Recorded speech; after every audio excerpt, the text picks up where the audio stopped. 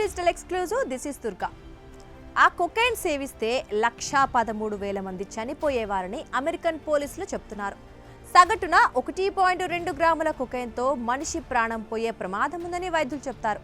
ఆ లెక్కన అమెరికన్ పోలీసులకు చిక్కిన అక్రమ కొకైన్ రవాణా ట్రక్కులో అంత పెద్ద మోతాదులో ఉందని వెల్లడించారు.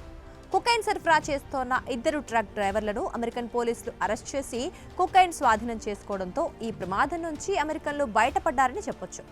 అయితే ట్రక్లో కొకైన్ సరఫరా చేస్తోన్న డ్రైవర్లు 2 కూడా భారత్లోని పంజాబ్కు చెందినవారు కావడం గమనార్హం. జనవరి 3న గుర్ప్రీత్ సింగ్, జస్వీర్ సింగ్ అనే 2 ఓ ట్రక్లో అమెరికాలోని ఇండియానా హైవేపై రిచ్మండ్ వైపు వెళ్తున్నారు. హైవే చెకింగ్ చేస్తోన్న అమెరికన్ పోలీసులు వారిని ఆపే ప్రయత్నం చేయగా వారిద్దరూ తప్పించుకునే ప్రయత్నం చేశారు. వెంటాడి పుట్నం కౌంటీ వద్ద పట్టుకున్న పోలీసులు ఆ ట్రక్ను క్షుణ్ణంగా పరిశీలించారు. ట్రక్ స్లీపర్ బెర్త్ కింద కార్డ్బోర్డు పెట్టెలో దాచిన 309 పౌండ్ల కొకైన్ సీజ్ చేసి వారిద్దరిని అరెస్ట్ చేశారు. ఇక 62 కోట్ల రూపాయల విలువ ఉన్న కొకైన్ స్వాధీనం చేసుకున్నారు.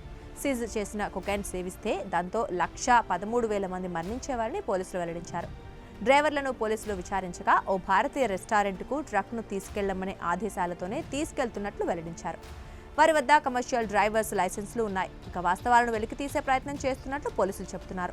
చిక్కిన వారిద్దరూ అమెరికాలో అక్రమ వలసదారులుగా ఉన్నారని, చట్టవిరుద్ధంగా అమెరికాలో ప్రవేశించారని గుర్తించారు. వారిని అక్రమ విదేశీయులుగా అమెరికన్ పోలీసులు ప్రకటించారు. నిందితులిద్దరూ పంజాబ్కు చెందిన వారే. ఇక వారిలో గుర్ప్రీత్ సింగ్ 2023 మార్చి 11న, జస్వీర్ సింగ్ 2017 మార్చి 21న యుఎస్లోకి ప్రవేశించారు.